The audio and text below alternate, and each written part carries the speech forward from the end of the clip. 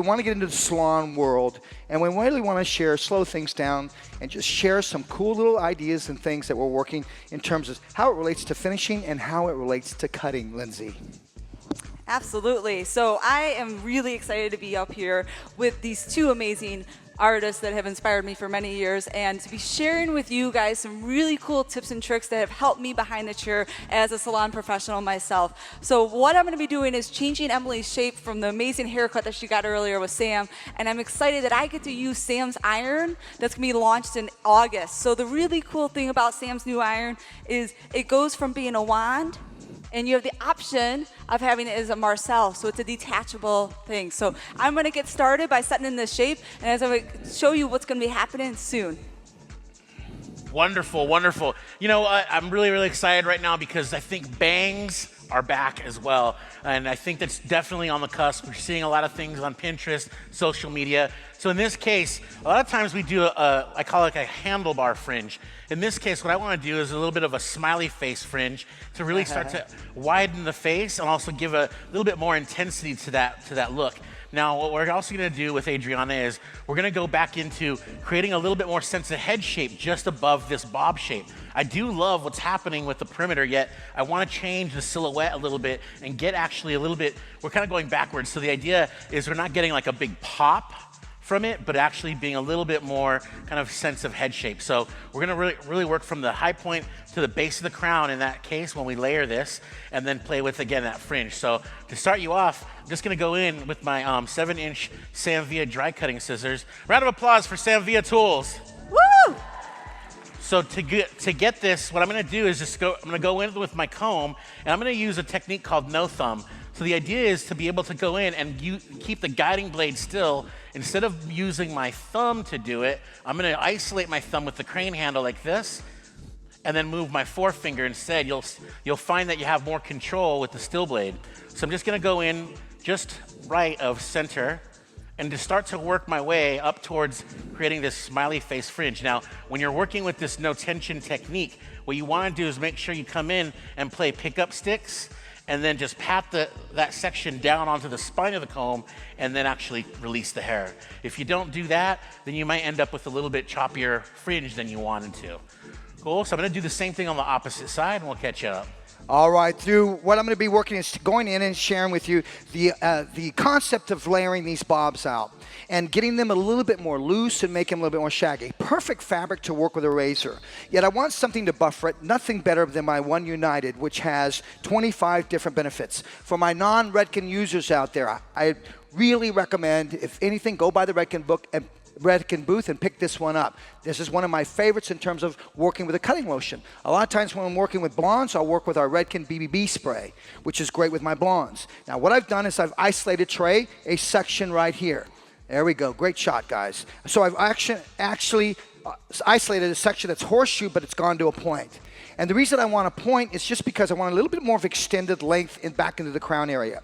But what I'm doing underneath is I'm basically just elevating vertically. Even though I'm tilting her head to the side, that's what makes it comfortable for me to actually get to this section. So watch Trey here. I'm going to work to Trey, so take a look at the monitors. I'm taking this in bevels. I'm going to invite you to come to the Redken Exchange in New York City so you can discover how we work with these bevels. There's 8 bevels, or 8 positions where the head changes directions. I'm working with my shortness into the front. I'm elevating it vertically. So if I took her head straight up, you can see that's elevated vertically. So it's making it short to long underneath. So I'm creating more of an underlayer underneath. Why, Sam? To narrow out these bobs. Sometimes you get thick hair like this, you want to make it more narrow. If you have the fabric to work with a razor, but elevate vertically underneath rather than coming in vertically and elevating straight out from the head and doing this. You're getting basically square graduation. If I come through and take horizontal sections, elevate up, I'm working short to long, which tends to collapse a shape underneath. So I'm working with bevel. Sam, what do you mean? What I simply did was go through, separate front to back. In most cases, what I used to do is go from front to back to center back. In between these 2 points of references here, there is a change of direction. So that's usually right in the middle, or where the head changes direction by using your comb in your hand. By doing this, my friends, rather than me working in 4 quadrants, it's allowing me to achieve more head shape. With these shaggy types of graduation we're creating, that's exactly what we want. So I'm going to come through, look how I'm taking. I've cut front, and that particular bevel. Now I'm taking everything at once. Why, Sam? Because I know the underneath is not going to reach up. Then I come through, take a piece of that previous bevel that I've cut. There's my guide right there. I'm going to tilt her head so it makes it easy for me to get to the cutting position. Once I'm there, then I'm going to take the razor, an emotional tool, and all I'm doing is just rotating my wrist with a razor right to that guide. If I rotate with my wrist, let the blade action of the blade will do the cutting for you. So I'm going to continue to work underneath, collapsing this. I'm cutting this wet for the integrity of the hair, working with a razor. So what I'm doing now is using Sam's Marcel iron as a wand. I'm using Redken's Full Frame 07. So what I love about this product is it's a heat protecting mousse. So what I'm doing is I'm using it to make the hair have waves and an undone texture. The best way to use it in the salon is I've placed it in a color bowl.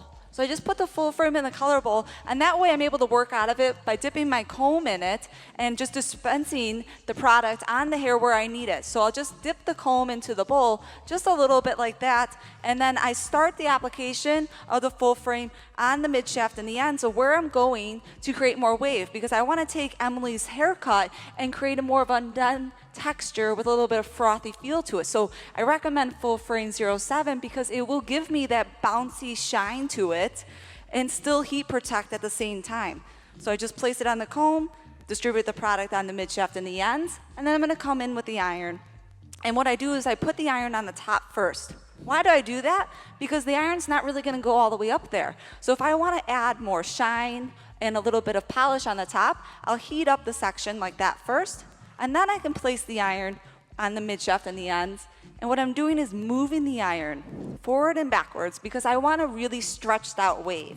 I don't want it to look too perfect at all. What you see in magazines, very editorial, very undone, kind of like people did their hair themselves. But sometimes to get that messy, undone look can be rather difficult. So this is like a really easy way to get it to look on point.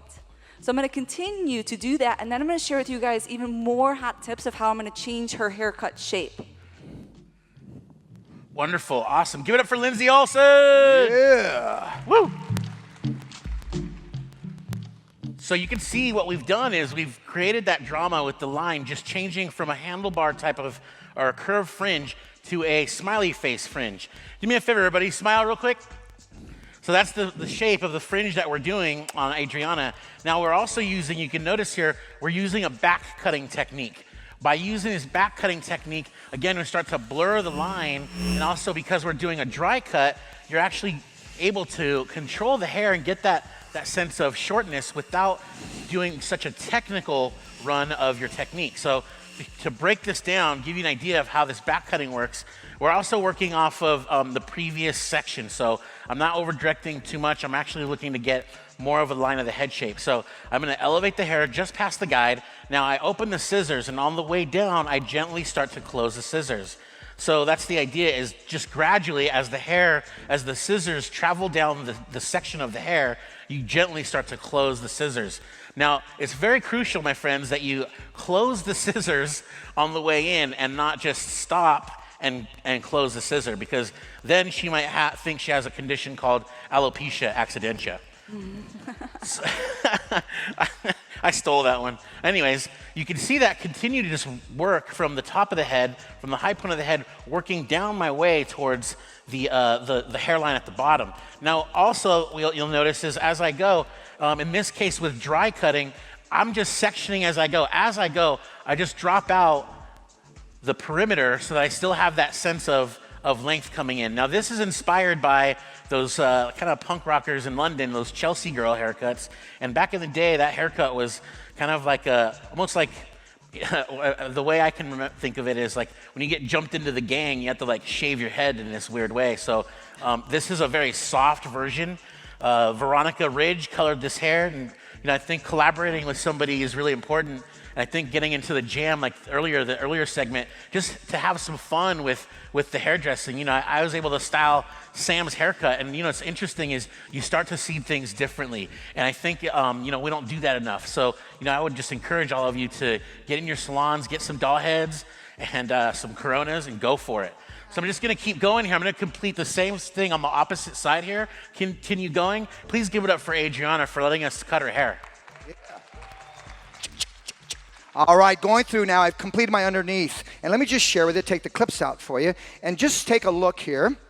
Okay, if I could have my hand sticks. Yeah, thank you very much. So you can start to see, just look at the roundness that I've created up, especially up into the top area.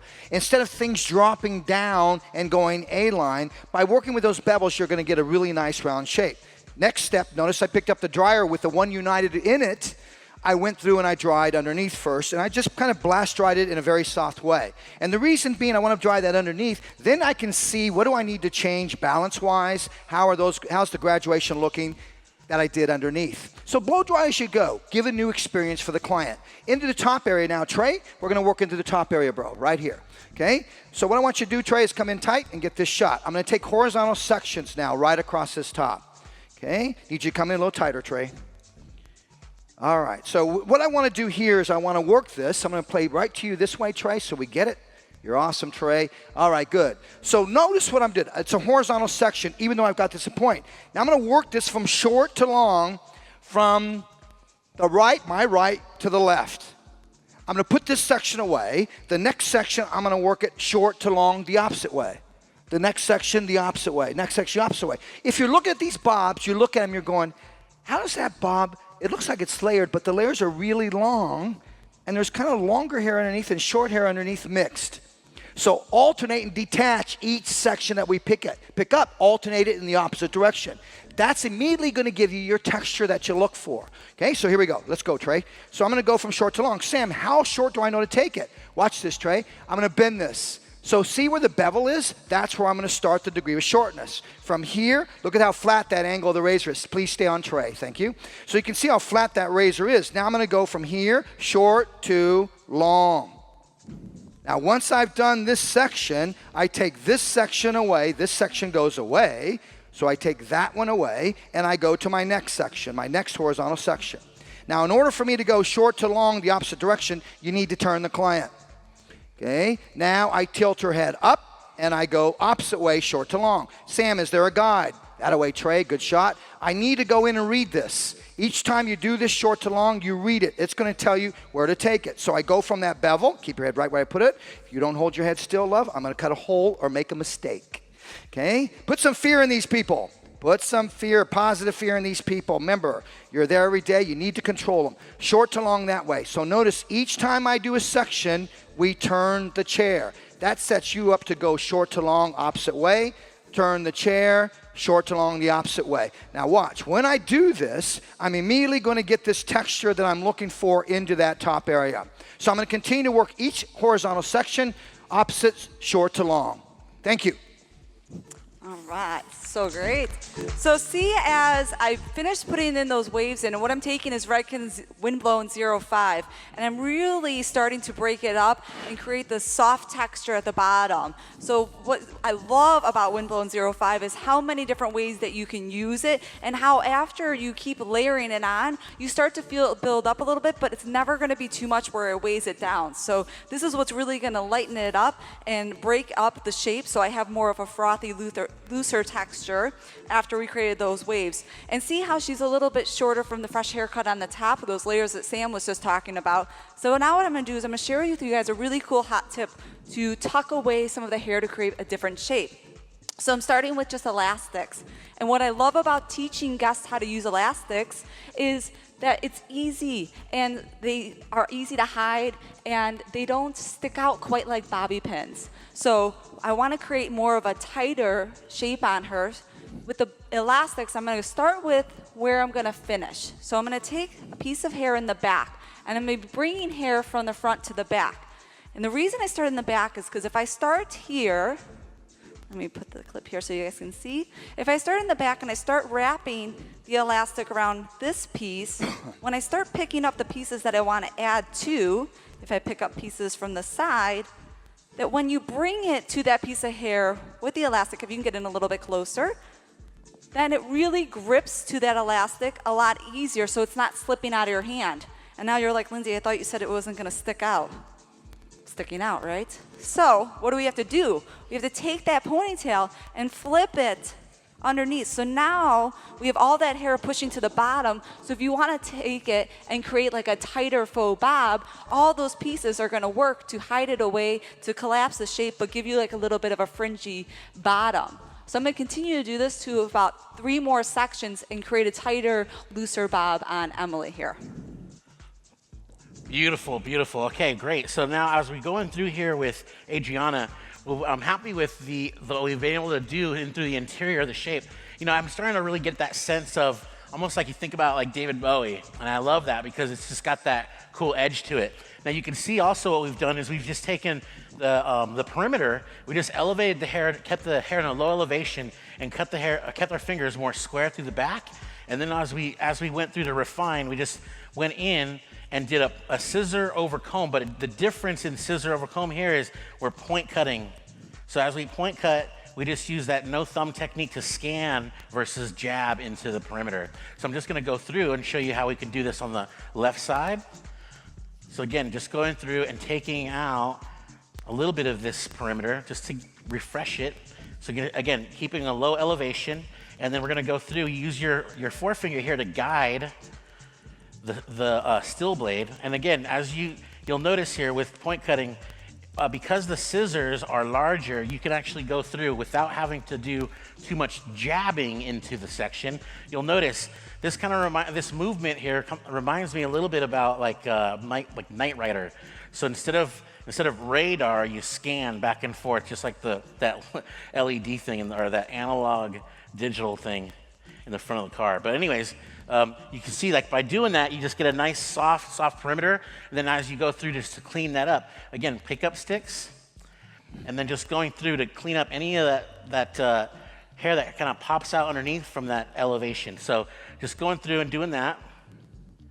Again, using the no thumb, I can do this because the guiding blade is resting on the neck and the moving blade is coming over the top of the section. So that way, you know, we keep the client safe. So now as we move from the back of the ear towards the left front corner here, all I'm gonna do is just tilt her head, and then I'm just gonna turn my fingers out at the ear, in at the chin. Everybody say that with me. 1, 2, 3. Out at the ear, in at the chin. There you go. Now that type of finger position, my friends, allows you to compensate for that little bit of, sometimes you get that little jump, right? We call that the scaria. And so by just changing or positioning your fingers to the line of the head shape, you get a little bit more of a deliberate response in what you're doing there. So you can see here, by doing the back cutting technique, just gives you a really beautiful, beautiful amount of texture through the shape here. And then also what we did, once we went around the head shape, we just took the fringe section of the very surface and took another like smiley face section, and then went back in and back cut just some of the weight off of the surface of that fringe section. So in this case, you can see it we started first at the high point of the head. Once we were done, we took a little smiley face section and went in and just started to back cut. Now, when you want to look for what is the thing that you look for when you back cut, you can see all the very like beautiful peaks and valleys that technique creates. So again, because the scissors are positioned perpendicular to the section, what makes this technique work is the motion that you give it as you're working through.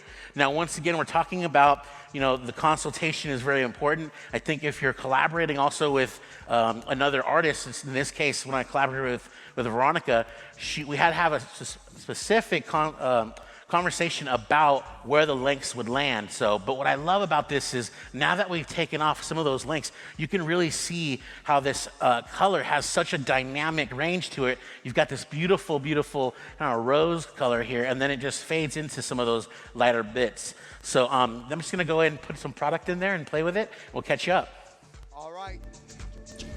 All right, over here you can see now I started my blow dry. What I love about layering this hair, guys, is I don't have to rely so much on my texturizing. I'm relying more on those angles of reversing themselves short to long.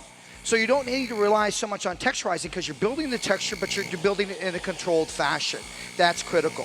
Blow drying as you go, a different experience. Now I'm blow drying that crown. Notice I'm blast drying very gently with my hands, my product of choice. At Redken, we believe product is not an option, it is a necessity. So my product of choice is satin wear. I love satin wear. Why do I love satin wear? It's perfect for that client that says, I don't like a lot of product in my hair.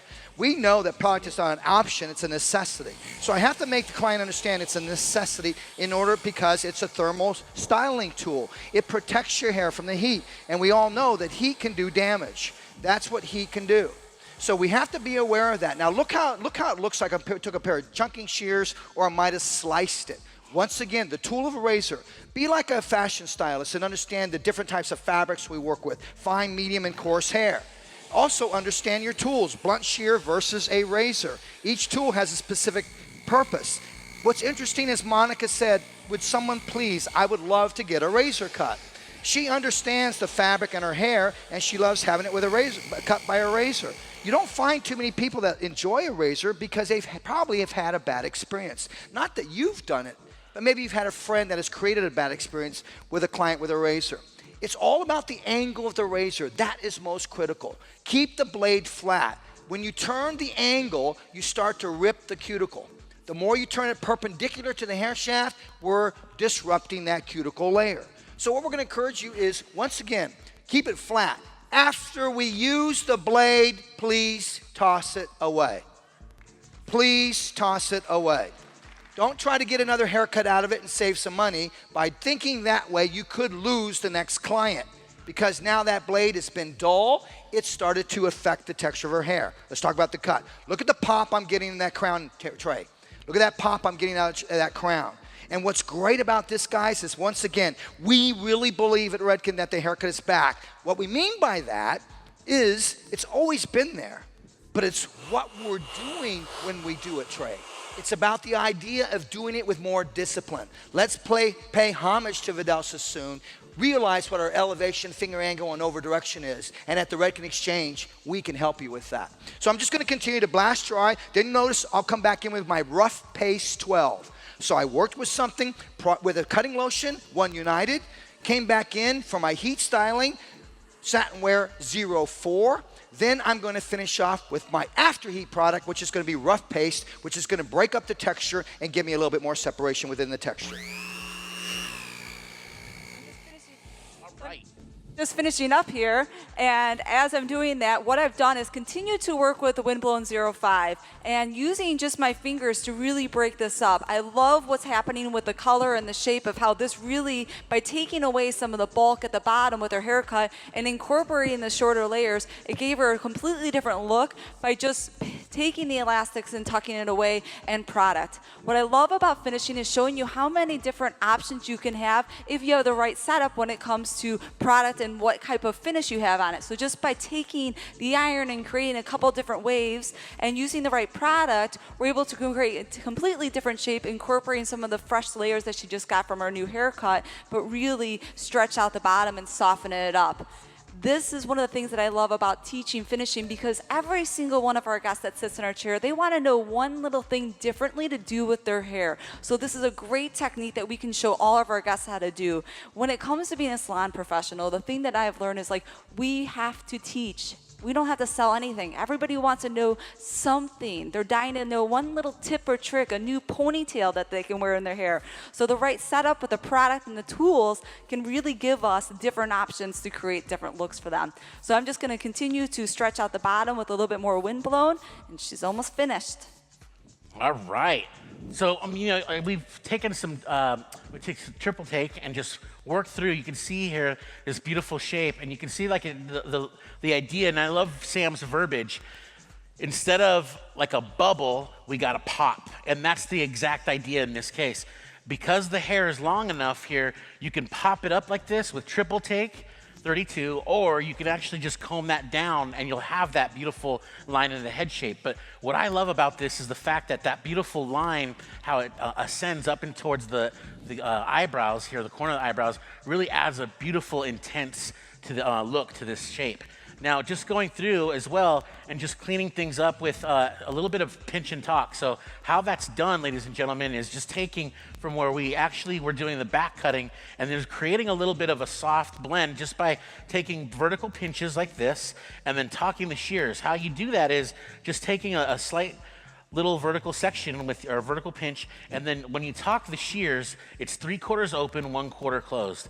Once again, don't drink too much Red Bull or fight with your boyfriend, because if you do, you might kind of go a little bit too fast, right, Sam? That's so correct. You got to make sure you're really light-handed as you do that. All right, don't fight with your boyfriend. All right, so let's go ahead and stand our beautiful model up. All right, I've gone through now, completed the shape. Once again, my last product of choice is my rough paste 12.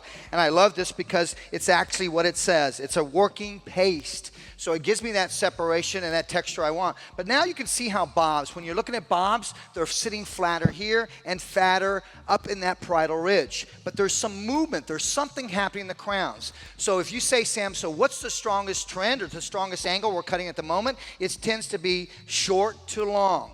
Please put your hands together, not for me, but for the beautiful Monica, please. For Monica, show some love. And we couldn't have a show with all these beautiful models, so please give it up for beautiful Emily. All right, so yep, with the back cutting technique, it's going through, working with the planes of the head and through the high point to the crown, and then just sharpening up with that perimeter. You can get a really beautiful shape here, really versatile, finishing it off with some triple force. And please give it up for the beautiful, beautiful Adriana. Love that, Hugo. We got another segment coming at you. Enjoy it, my friends. We'll be right back. One, two,